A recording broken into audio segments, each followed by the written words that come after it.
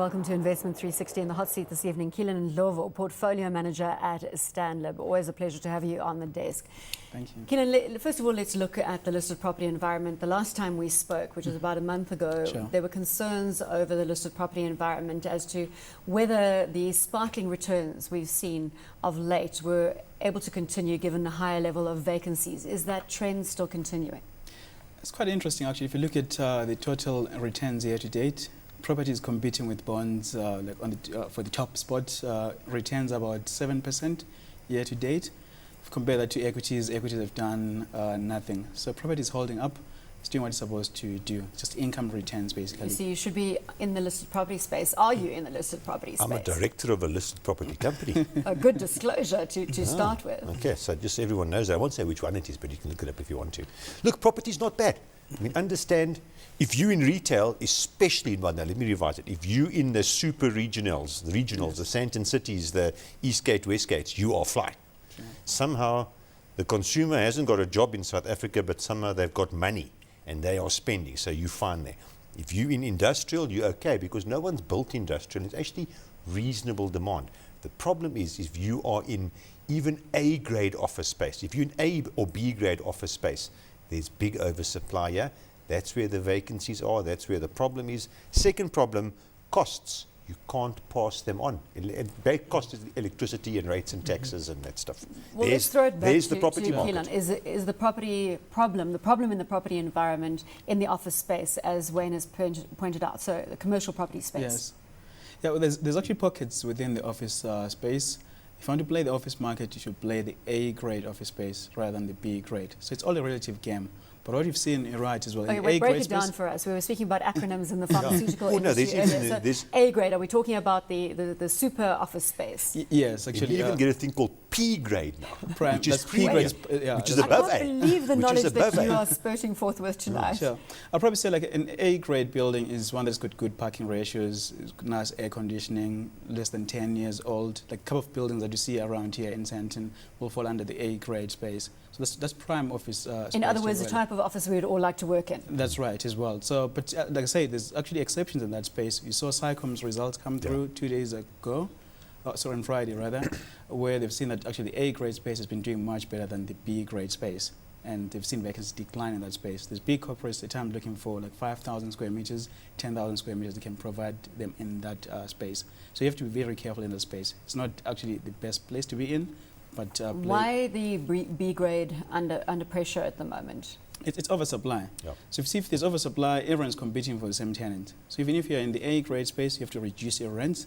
And then you've got a choice between a B grade building and an A grade building. I'd rather pay 2% or 3% more or 5% more for something new, fresh, good parking, good air conditioning, nice lighting as well.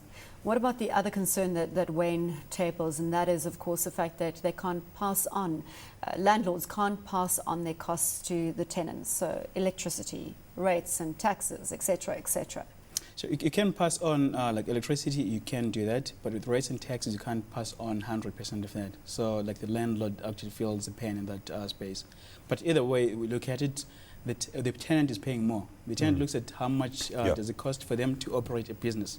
So if rates and taxes are going up, electricity is going up, as a landlord, it's difficult to ask for a strong rent increase. The problem is that the tenant doesn't worry whether it's electricity. The tenant looks at the total bill. Now, the tenant used to pay 150 Rand a square meter, and electricity goes up. You can't up your rental. You've got to cut your rental because the client just looks at total. So although technically you can recover your electricity, you just suffer because your rental goes down because the client can only afford so much. And there's the actual problem. But look, it's not, we've had vacancies at these levels before. It's not an unmitigated disaster. Well, it doesn't seem to be affecting the overall performance. If listed property is competing for top spot with bonds at a 7% return year to date, equities having done nothing. I mean, wouldn't you rather opt for listed property in totality? You've got to look at valuations. And the valuations aren't bad. The yields you're getting are about 7%, 7 to 8%. The bonds, long bond gives you about 8.5%. So it's not bad, but it's not exceptional value, because understand distributions, i.e. your dividend, for want of a better word, coming under pressure the next year, right?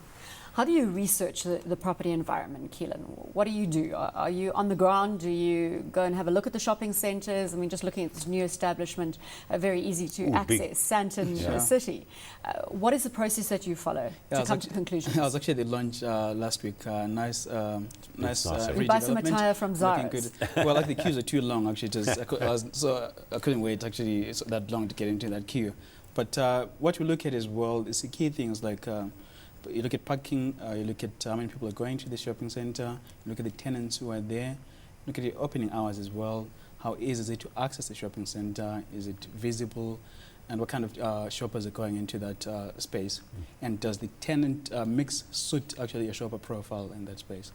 So which are the top shopping centres in your opinion around the country at the moment? I'll probably say the big shopping centres, a Gateway, Canal Walk, which you own through Hyprop, Sandton City here just across the road, Menlyn. The bigger shopping centres are doing better than the smaller shopping centres. They've got lower vacancies, probably less than 9% vacancies. That's where people go. That's high foot count, high spend per head as well. That's how we position our portfolios in Stanlib. You've mentioned SAICOM. Let's touch on Vukile. Results out yesterday, and it is one of the stocks that you hold in your portfolio. How do you feel about the viability of it going forward? So we're quite happy with the results. It's our third biggest overweight position after Capital and Resilient. They delivered good numbers, 7.5% increase in income. It's a counter that is actually under promises and over delivers, and just keeps doing the job. We're happy with that. And across all their portfolio, they've seen positive increase in rentals. We like their retail portfolio, most of that in the townships. Never seen a recession. Yeah, I've got another TLA for you. Another three-letter acronym. If you missed the last interview, Wayne's been coming forward with these. In property, the difference between A grade and B grade is LLL, triple Ls. Lifts, loos and lobbies. If they're good, you're okay. Staying with stocks in this sector, Fountainhead. Yes. Any comments on Fountainhead going forward? Is it for investors out there at the moment? Would you buy? Fountainhead was slightly underweight at this stage. It has taken pain over the last year because of the Blue Route redevelopment, which was very dilutive. So not exciting growth come out of that, probably 2 to 3%, and it's trading at a forward yield of 8.6%. Not very exciting. Your top stock in this environment, is it still Capital Property? Yes, it's trading in line with the market at about 8.3 forward, and the growth there around 10%. We still like it. And the one that we like as well is Vukile and Resilient. What is Capital Property doing well? They've got strong management, and they've got a nice industrial portfolio, which is holding up nicely in this market, corporate-tended industrial, and they've got a nice development pipeline as well, yielding between 9 and 10% in the right locations, close to the highways, easy to access for these trucks to move in and out as well. You've often spoken of the fact that you are skewed to the biggest stocks in the listed property environment, but what about the smaller players out there? Any interesting stocks for our listeners? Yes, there's quite two actually. The one to watch out for is Octodec and Premium. They're quite small in the index, but they have taken pain over the last 2 to 3 weeks.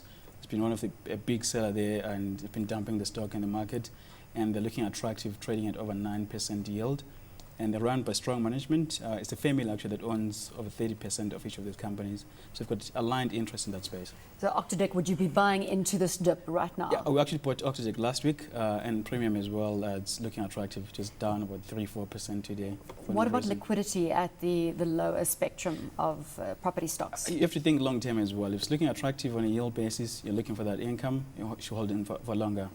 What about those as potential bets? I think the proverbial man in the street can buy these without liquidity issues. The smaller ones are big problems for the bigger asset managers. Look, the turnover in the property listed sector has gone up tremendously over the last 10 years, but it's still low. So there are probably 4 shares that you can trade with good liquidity. The rest you actually can't trade. It's a problem. Obviously, December is a key season for you in terms of volumes through shopping centres. What trends are you anticipating this festive season?